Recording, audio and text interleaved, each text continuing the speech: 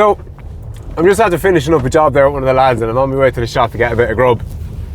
And I thought to myself, I'll use the opportunity to drive into the shop to bang up another video. And I said, fuck, I didn't have anything off the top of my head to talk about, so I opened up my little notebook and flicked through it. And I'm fucking smiling here because I wrote myself a little note, and I always date the top of the page, so when I go back over my notes I can kind of get an idea of when the note was written or whatever. And it was the 1st of January 2023, and it simply wrote, "Get your shit together, dickhead." And it just fucking made me smile. I have a tendency to be a bit harsh on myself at times. I'll be quite self-critical, and I don't give myself a fucking inch for the most part. And that's, you know, like most things, it depends on how you frame it. Is it a good thing? Is it a bad thing? But it's a terrible thing, Frano. I mean, Jesus Christ, you shouldn't be so hard on yourself all the time. You should cut yourself some slack and give yourself a break. You're only human. You can't be fucking super productive all the time. I mean, you have to take a step back and, you know, smell the fucking roses and listen to the fucking birds or whatever the case may be.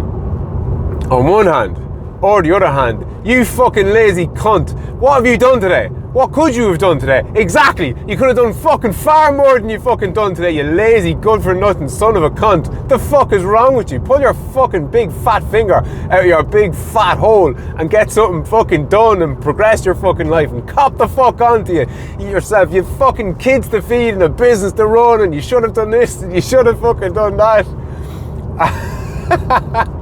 So, it very much depends on how you frame it. Like, am I too hard on myself? Am I not hard enough on myself? Kind of both interchangeably.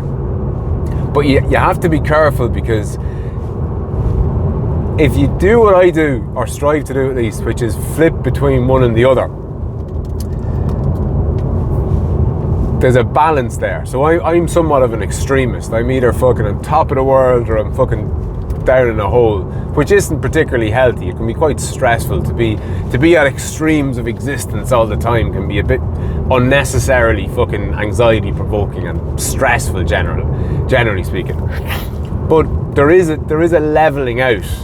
Like, I think, like as the old adage goes, you know, there's no light without darkness, there's no love without hate, there's no night without day. You know, there's certainly an element of duality about life.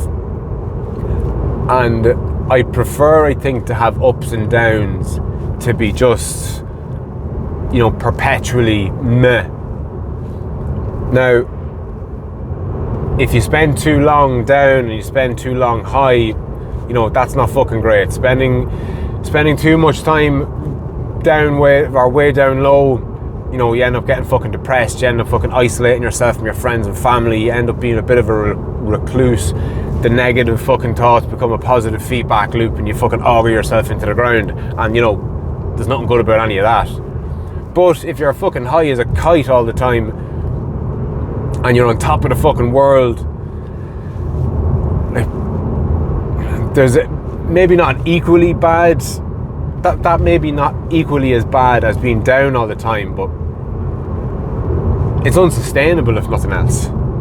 And what happens, you know, when your fucking wife leaves you, or your kid dies, or you get sick, or when any number of the catastrophes that fucking fall upon all of us at some stage of our life, what happens then? Like, you're not going to be on top of the world when you get a fucking cancer diagnosis. And if you are, Jesus, like, there's something seriously wrong there. But I suppose what I'm striving to fucking get to, and what's coming out of the wash here as I kind of speak my mind and think out loud and think extemporaneously, is balance is fucking key for fucking everything. You know, you shouldn't be running up hills with a fucking weight vest on you all the time. You shouldn't be working a fucking 100-hour week all the time. You should be able to take some time off. You should be able to go easy on yourself. You should be able to cut yourself some slack and give yourself a bit of a break. But you should also, you know, notice when maybe you haven't been that productive for the past while and you need to give yourself a fucking solid kick up the hole. And that's where I find note-taking helps. And even leaving yourself little fucking voice notes or memos or whatever, some sort of a log of how you're getting on day to day, because our own self-reports are notoriously inaccurate. So you ask somebody how they feel today and they'll give you, 6 out of 10 or 4 out of 10 or 10 out of 10, whatever the case may be. But you ask them, what have you averaged over the past while? And they might say 6.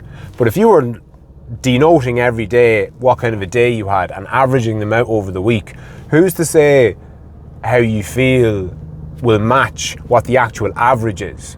And there's something about averaging things. There's something about taking notes and putting solid metric and data behind it. It leaves you a little bit more accountable, because you might be having a particularly bad day and you might go, oh, for fuck's sake, my life is so fucking shit. I'm always feeling like this. It's a load of bollocks. And then you flick back over your notebook and it's been, 7 out of 10, 8 out of 10, 9 out of 10. You've been rating your mood. And it's like, no, fuck, hang on a second. I've been doing all right. I'm having a bad day.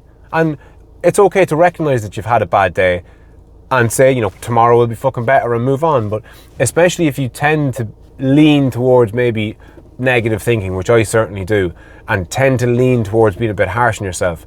Like, I might say to myself, I'd be beating myself up in my own head going, fuck's sake, Frano, you didn't fucking do this and you didn't fucking do that and you've been talking about doing this forever and you haven't even started it, and you did start that other thing but you didn't fucking finish it, and what the fuck is wrong with you lazy, useless, fucking rotten cunt.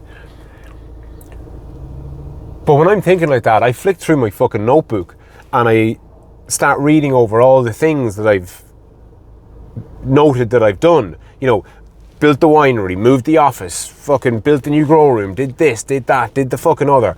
And it's undeniable. And it makes me kind of go, no, hang on a second. I'm not a fucking loser.